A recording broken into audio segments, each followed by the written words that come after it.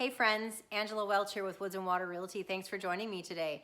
So you are on the path to home ownership. You are about to close, or maybe you've already closed on that brand new home, whether it be a previously owned home or maybe it's new construction. I have 5 tips today, things to do before you move in. So hold up, before you unload that moving van and start making that house a home, let me share with you my 5 tips, things to do before you move in. Here we go. Tip number 1, we all know what these little devices are. These are smoke detectors and CO2 detectors installed generally in all of the bedrooms, front entry, sometimes the lower level if you have a finished lower level, but very important before you move into the house and very important for your safety. These were probably checked or tested during your home inspection, but once before you move in, go buy yourself a pack of batteries and switch out the batteries on all of your smoke detectors and CO2 detectors.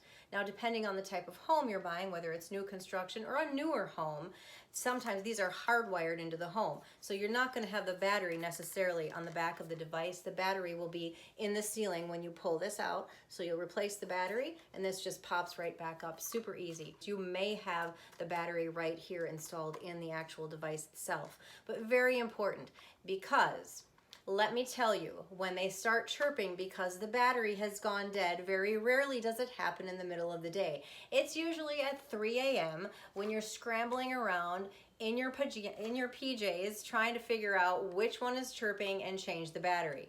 So, and generally when one goes, they all tend to start going. So general rule of thumb, before you move in, change your batteries on your smoke detectors and your CO2 detectors, and then just mark your calendar. Once a year, go through, replace all of the batteries. Super easy, and you'll be so happy you did. Tip number 1. Tip number 2, super, super important. You've got those keys, but hold up. Very important to have your locks rekeyed throughout the house. So you maybe have a front door, a back door, possibly a garage door. Depending on how large the house is, you might have a few doors. But typically, rekeying the locks is not a super expensive task, and it's really, really well worth it for your peace of mind and for the safety of your family. If you're super handy, you might be able to go ahead and take care of that yourself. But if you're not, a really good handyman should be able to take care of that for you, or a locksmith. So be sure before you move in, before you get too excited with those keys, make sure to go through and have your locks rekeyed. Hey, here we are outside for tip number 3. While we're on the topic of changing locks, don't forget your garage door. You might have a keypad on your garage, or you may just have an opener for your vehicle. Either way, make sure to change your garage code. These are super easy to reprogram. Instructions are usually on your keypad or on the actual opener itself. So really easy to do. Make sure that you do that, because there's no telling how many people have the code, or maybe there's lost garage openers somewhere. So just be sure to change your code. Tip number 4. We all know what this wonderful device is. This keeps us nice and warm through these cold winter months, but we have to take care of it. And when you move in, I highly recommend change out your furnace filter. It should be nice. You want a nice clean filter in there when you move in. It's super easy to do. You just lift off the cover, pop the old one out, put the new one in. And tip, just a bonus tip here, and my HVAC company did this. I didn't do it, but I thought it was a super awesome idea and I love it. So they made a note here, wrote right on my furnace, on the ductwork, to replace monthly. They put an arrow so that I know what direction the filter should go, and they made a note here that shows me what size filter to purchase. So when you're moving into a new house, when you pull that old one out, maybe take note of what the size is and do just this. Take a Sharpie, write on the ductwork the size, the direction, because there is a certain direction that they need to go when they come in. You'll see there's little arrows on the top. I'm not sure if you can see that, but there's arrows on the top of your filter. So make sure to change out your furnace filter.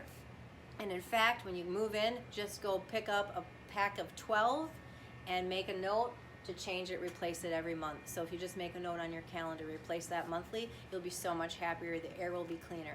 And bonus tip, if you are so inclined, which I would definitely recommend, it's well worth for a minimal expense to have your ductwork cleaned when you move in.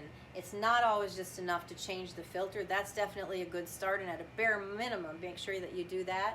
But having your ductwork clean is going to be so much better, because if it's new construction, there's all that construction material and sawdust and just general dirt in general and drywall dust and so forth that gets trapped in those ducts. So if your builder hasn't had that cleaned before you move in, highly recommend it. And if it's a previously owned home, people have had kids, they've had dogs and animals, and you don't have any idea when those were last cleaned. In fact, many people don't ever clean them. So I really recommend that when you're moving in, something that really doesn't get thought of much is having your ductwork clean. That's tip number 4.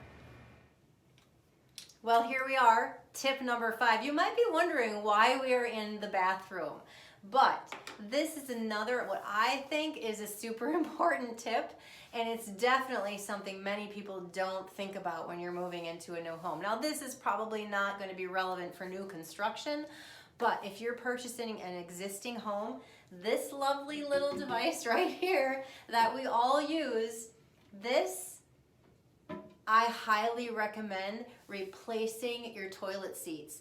You know what? It's a trip to your home improvement store, and now this can be a little tricky to replace. So make sure, you know, if you're super handy, this may not be a big deal. You can certainly replace your toilet seat. If you're not comfortable doing it, a really good handyman should be able to take care of that for you, because it can be a little tricky. So anyway, change your toilet seats. You'll be so happy that you did, and it's something that often doesn't get thought about. So that is my tip number 5. Well, there you have it. 5 tips, 5 things to do before you move in. Congratulations on your new home, and thanks for joining me today. See you next time.